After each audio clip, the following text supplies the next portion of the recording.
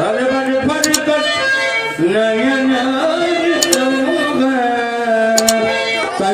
रघुवीर लगे बचन जन्मा नाई राम पद कमल से बोले गिरा।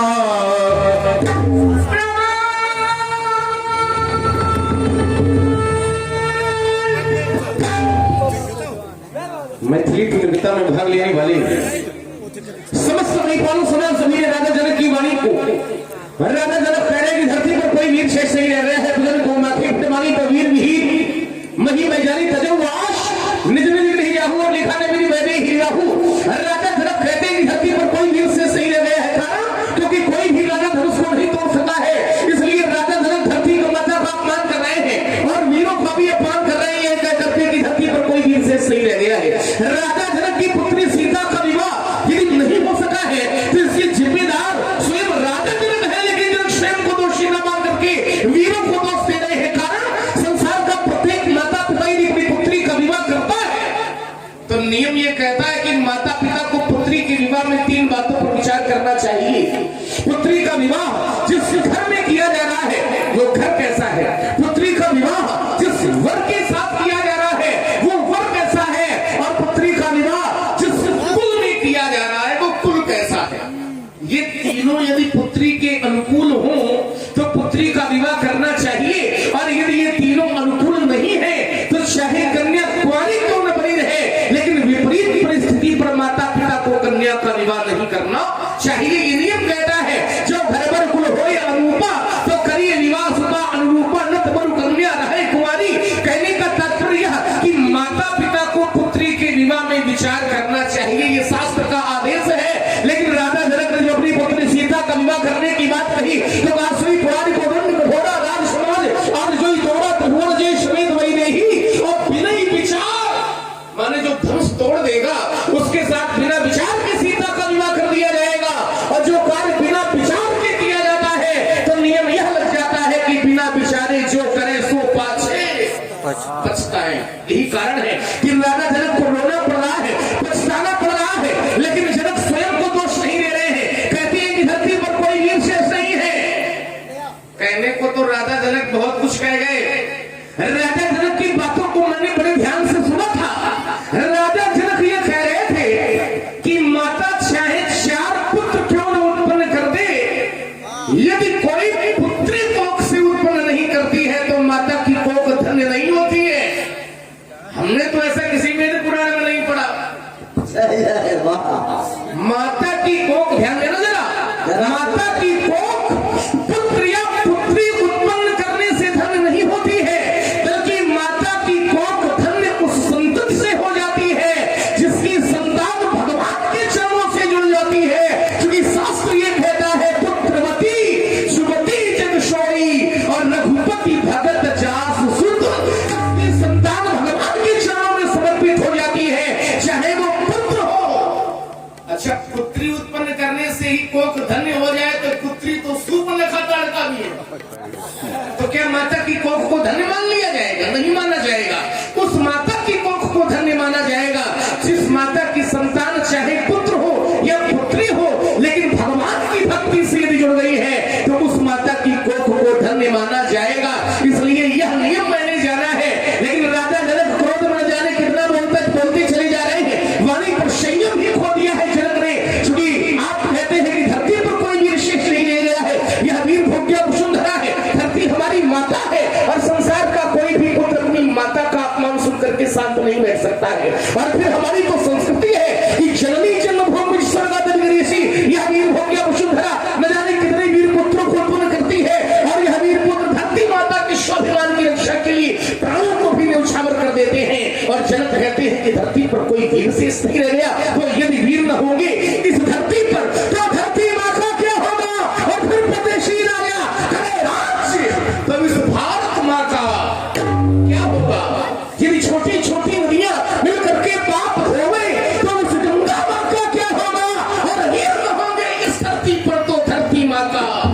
हम योद्धा है, क्षत्रिय है, और क्षत्रिय कभी भी अपमान सहन नहीं करते हैं। सच्चे योद्धा, सच्चे क्षत्रिय अपमान नहीं सह सकते हैं। जिनको सुनने की ताब नहीं वो चुप बैठे रह सकते हैं।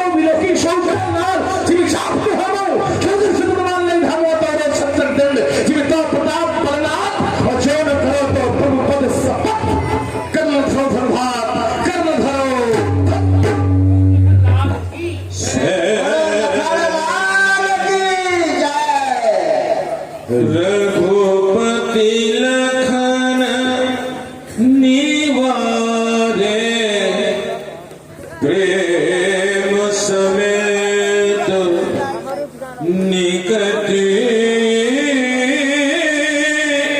बैठा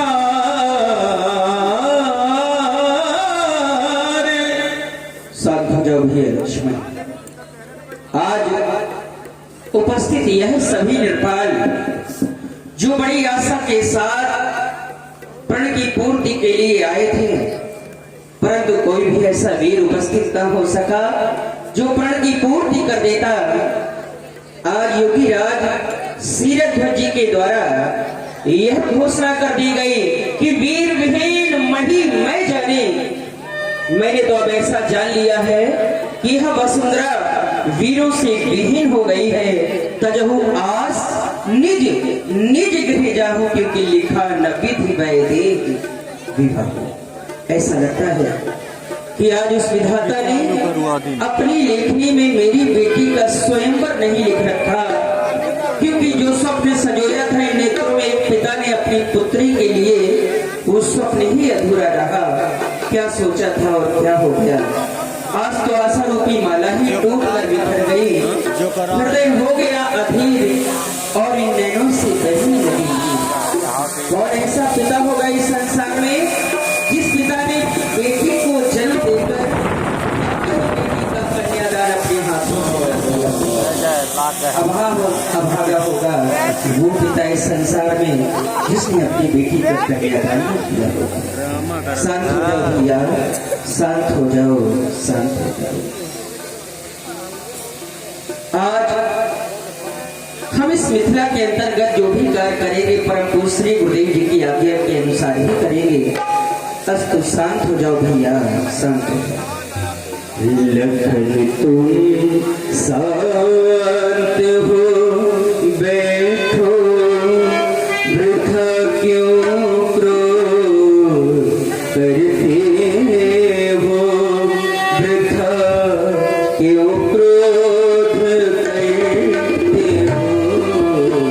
लखन तुम शांत हो बैठो, वृथा क्यों करते हो, वृथा क्यों क्रोध करते हो। शांत हो बैठो।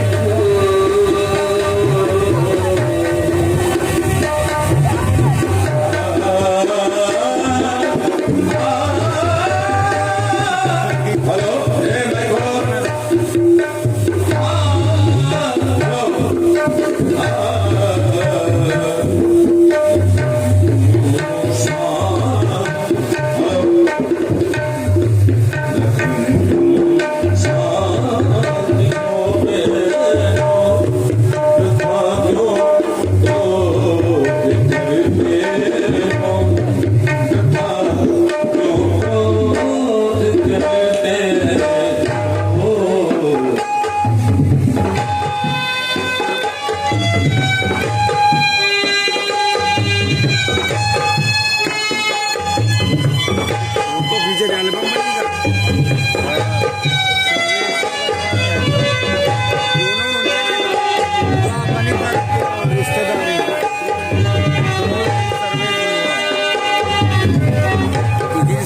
हमें स्वीकार में भैया अगर अपना निकल जाने।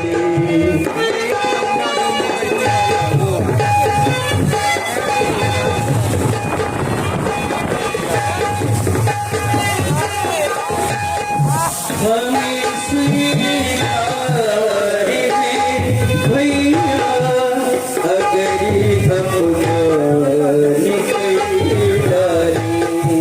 पिता के पूज बचनों को सके अब क्यों माने, सके अपमान क्यों माने। तुम शांत हो बैठो, क्यों करते हो, वृथा क्यों क्रोध रे